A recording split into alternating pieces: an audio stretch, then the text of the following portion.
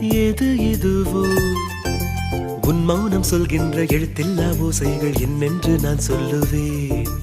இது அதுவோ இது அதுவோ சொல்லாத சொல்லுக்கு இல்லாத வார்த்தைக்கு ஏதேது அர்த்தங்களே.